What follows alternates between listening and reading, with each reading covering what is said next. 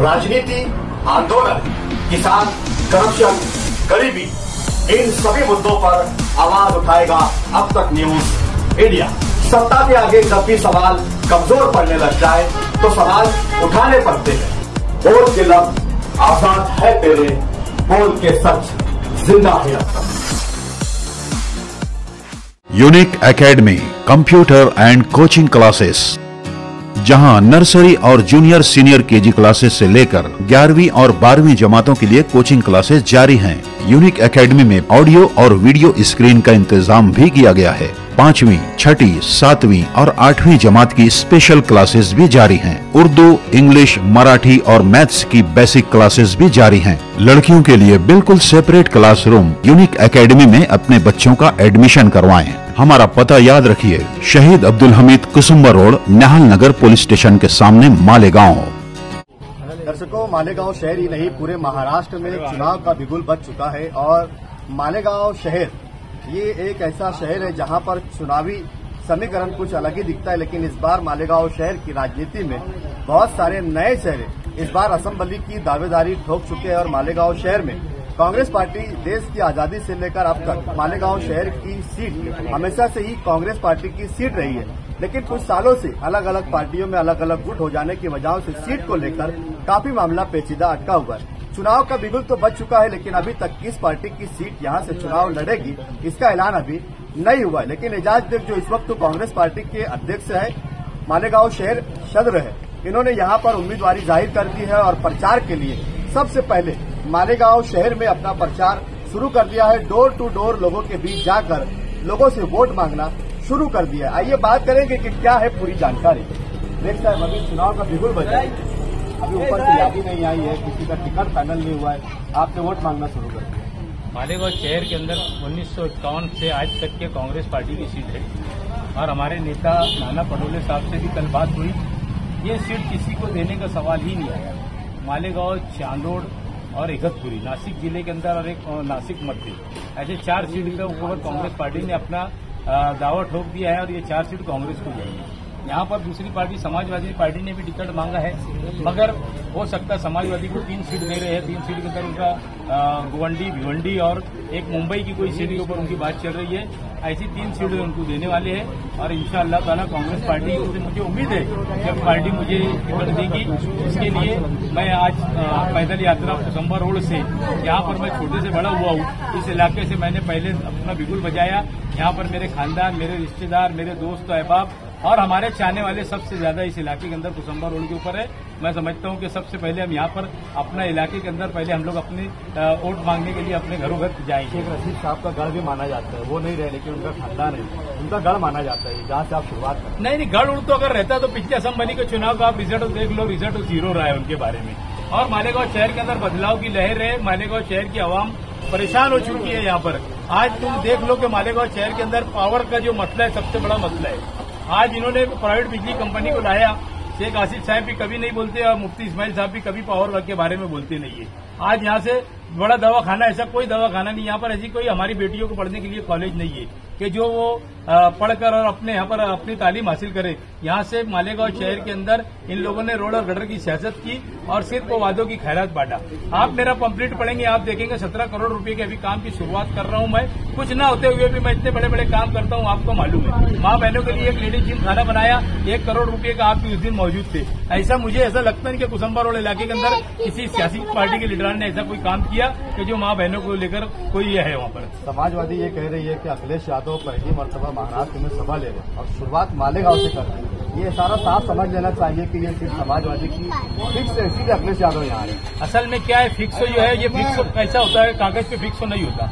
ये लीडरान की मीटिंग होती है, वो लोगों का जो है महा विकास अघाड़ी के अंदर बैठ के रोज मीटिंगें हो रही है। आज नाना दिल्ली गए हुए, कल मेरी शाम में बात हुई थी। 2 दिन दिल्ली में रुकने के बाद यादी फाइनल हो जाएंगी और यादी फाइनल होने के बाद नाम आ जाएगा। आपको दिखेगा कि मालेगांव शहर के अंदर आपका भाई एजाज बेग का नाम कांग्रेस पार्टी की तरफ से आया हुआ है और मैं इंशाअल्लाह ताला उम्मीदवारी करूंगा। आपके साथ इल्जाम लगाया कि आसिफ शेख दिल्ली की गलियों में घूम रहे कांग्रेस के टिकट मांगने में, किसकी सच्चाई? ये दोनों मिलके कांग्रेस लीडरान के तलवे चाट रहे थे। मुफ्ती इस्माइल ने भी बहुत कोशिश किया कांग्रेस के अंदर आने की। शेख आसिफ साहब भी बार बार कांग्रेस के नेता के लीडरान के राब्ते में थे। बहरहाल नाना पटोले साहब ने क्लियर कह दिया था जिन गद्दारों ने पार्टी छोड़ के गया है हम इनको पार्टी में वापस लेने का सवाल ही नहीं आया। वही एक नेता है कि जिन्होंने बोल दिया था कि मैं इसको पार्टी के अंदर नहीं लूंगा, नहीं तो इन्होंने तो बहुत कोशिश किया पार्टी के अंदर आने की। क्या संदेश देंगे मालेगांव की जनता को इस बार, क्योंकि हर बार मालेगांव शहर की जनता को धोखा मिला है। जिसने इख्तियार मांगा इस शहर के अवाम ने हर किसी को इख्तियार दिया, लेकिन बदले में जनता को कुछ नहीं। ये तो मैं भी जानता है बात के बदले में जनता को कुछ नहीं मिला। मिली तो कुत्ता गोली मिली, एमडी मिली, ड्रग्स मिला, बच्चे लोगों को काम की बात मालेगांव शहर के अंदर नहीं होती। आज मैं फिर आपको पीछे बोला कि यहाँ न कॉलेज है, न दवाखाना है, हॉस्पिटल है, कोई ऐसी चीज नहीं है। और यहाँ के लीडरान दुश्मनी लेते हैं, दुश्मनी निकालने का काम करते हैं। 12 नवंबर के फसाद के बारे में आज बोलने की जगह नहीं है। 12 नवंबर के अंदर जो हुआ है एक एक तफसील से बात बताऊंगा। मुझे मालूम है किसने क्या किया, किसने किसको कैसा फंसाया। और वो तो ऐसा था कि आप सल्लल्लाहु अलैहि वसल्लम की शान में गुस्ताखी की गई थी, उसके लिए जमा हुए थे सब। तो किसी लीडर ने यहाँ शहर के अंदर फसाद करवाने की साजिश की थी, वो सारी चीज मैं जलसे के अंदर बोलूंगा। सभी लीडर सरमायादारों की बात करते हैं। सबसे बड़ा तबका मालेगांव शहर में मजदूरों का है। मजदूरों की बात कोई नेता नहीं करता। सरमायादारों के लिए मुंबई, दिल्ली, बड़े बड़े नेता मिनिस्टरों से मिलना, लेकिन मजदूरों के लिए कोई वक्त आज तक नहीं गया। मैंने आपको इसके पहले भी जलसे के अंदर बोला था, आज फिर आपको बोल रहा हूँ कि मैं मालेगांव शहर के अंदर इलेक्शन के बाद मैं इलेक्शन हारू, जीतू, लड़ू, नहीं लड़ू, मैं आपको फिर बोल रहा हूँ बुनकर लोगों के लिए 2 करोड़ रुपए का बुनकर भवन बना के देने का मैंने ऐलान किया हूँ। और जल्द से जल्द के बुनकर लोगों को उसका अरे उतनी बड़ी बात क्या करते हैं। यहाँ के लीडर ने बुनकर लोग मजदूर लोगों के लिए मजदूर भवन बनाने की मैंने बोला 2 करोड़ रुपए का बनाकर मैंने बुनकर भवन बनाकर चालू किया काम। आपको मालूम है इस तरीके का 2 करोड़ रुपए का मजदूर लोगों का भवन बना के दूंगा। ये बनाने की बात तो बहुत दूर है। यहाँ के लीडर ने कभी मजदूरों के बारे में सोचा भी नहीं कि इनके बारे में जो स्कीमें आती है वो स्कीमें तो मैंने कई हजारों फॉर्म लोगों के भर के दिया, गौंडी मिस्त्री लोगों के फॉर्म भर के दिया कि जिनको किड मिले। इन्होंने आज तक एक फॉर्म भर के नहीं दिया। इन्होंने कभी गरीबों को सोचा नहीं, इन्होंने इनकी फैमिली का सोचे, इनके मुफाद परस्ती का सोचे। ये ऐसे आराम की जिंदगी गुजार रहे, ये कभी गरीब मजदूरों का इन्होंने किसी का भी सोचा नहीं। चाहे वो गौंडी हो, मिस्त्री हो, चाहे छोटा मोटा धंधा करने वाला हो, बागबान हो, हर सिर्फ मालेगांव शहर के लीडर ने हर लोगों को बिरादरी के अंदर बांटा। हर आदमी ने बिरादरी का फायदा लिया, बिरादरी को कभी कोई फायदा नहीं दिया। दोनों लीडरान को मैं चैलेंज करता कि इस वक्त तो आवाम बदलाव चाहती है। अगर बदलाव आया शहर के अंदर, मैं बोलूंगा कि अल्लाह ने चाहा तो मालेगांव शहर के अंदर रोड गटर तो ऐसी स्पीड से बनेगी, वो जाने दो। शहर के अंदर बड़ी बड़ी कॉलेजेस किस तरीके से आएंगी, हॉस्पिटल आना चाहिए, MIDC आना चाहिए। ये सारी चीज को लेकर हम बहुत फिक्रोमंद है कि मालेगांव शहर के अंदर किस तरीके से काम हो। क्या संदेश देना चाहेंगे आप मालेगांव की जनता को कि बिरादरीवाद बटने से बेहतर है कि किस तरीके का फैसला आवाम को करना चाहिए? आवाम को सूझबूझ का फैसला करना चाहिए। ना पुलाव खाओ, पैसे लो, वोट उनको कांग्रेस को वोट देना चाहिए। आने वाले वक्त के अंदर महाविकास आघाड़ी की सरकार महाराष्ट्र के अंदर आ रही है। मालेगांव शहर से अगर आपने कांग्रेस का MLA चुन के दिया तो मैं समझता हूँ अल्हम्दुलिल्लाह कि मालेगांव शहर का चेहरा मोहरा दफ्ती लूंगा। कुछ लोग आजाद उम्मीदवार लड़ने की बात कर रहे हैं, ये सब जाकर बीजेपी में मिलेंगे। अजीत दादा बोले तो बीजेपी, अजीत दादा के आज पंटर बन के बैठे हैं ये लोग, तो ये जाएंगे तो बीजेपी में जाएंगे, बीजेपी में जाएंगे। मुझे आज तकलीफ क्यों है? आज नीतीश राणे इतना बोल रहा है मुसलमानों के खिलाफ के अंदर कि एक लफ्ज नहीं बोले, सबसे पहला बंदा बोलने वाला नीतीश राणे के खिलाफ मिजाज बेग। ये सारी बातें जो है ये बीजेपी को ताकत अगर तुमने दिए, अगर आजाद उम्मीदवार को ताकत दी, मुझे बीजेपी को ताकत दी तुमने, तो ये सारी चीजें आपको शहर के लोगों को सोचने का मुकाम है। आने वाला वक्त तो अच्छा वक्त तो है, शहर ने बदलाव करना चाहिए और किसी के बोल वचन में आना नहीं चाहिए।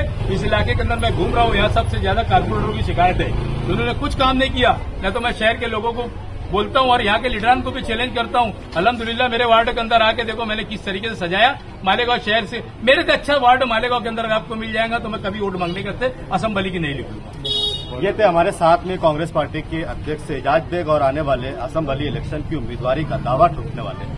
मालेगांव शहर में जिस तरीके से बिरादरीवाद, Khandeshi vote, Dakhni vote, Ansari vote और सुन्नी देवबंदियों में बढ़कर जिस तरीके से वोटें ली जाती है, चुनाव आया कि इस तरीके के जातिवाद, बिरादरीवाद मालेगांव शहर में पैदा कर दिए जाते हैं। मालेगांव शहर की जनता को इस बार सोच समझकर जातिवाद, बिरादरीवाद और तबकेवार में बढ़कर तरक्की, विकास, डेवलपमेंट और मालेगांव शहर की तरक्की पे कैसी सियासत होनी चाहिए, मालेगांव शहर कितना तरक्की करना चाहिए, इस पर वोट देना चाहिए। हम भी अब तक न्यूज इंडिया की ओर से अपील करेंगे कि आवाम को बिरादरीवाद, जातिवाद के ऊपर उठकर इस शहर की तरक्की और आने वाले मुस्तकबिल और बच्चों के भविष्य के लिए किसे वोट देना चाहिए। आपका अधिकार है, वोट आप जरूर दें, चाहे जिसे भी दें, लेकिन वोट जरूर करें आने वाले असेंबली इलेक्शन में। आगे जुड़े रहेंगे इजाज बेग के साथ, इनकी एक्टिविटी और क्या इनका राय अमल होगा, इनका टिकट फाइनल होता है नहीं होता है, हर अपडेट बने रहेंगे। अब तक न्यूज इंडिया पर आप देखते रहिए। फिर मुलाकात करूंगा किसी नए सवाल के साथ, तय मुद्दे पर। तब तक के लिए शब्बा खैर, शुभ रात्रि, जय हिंद, जय महाराष्ट्र।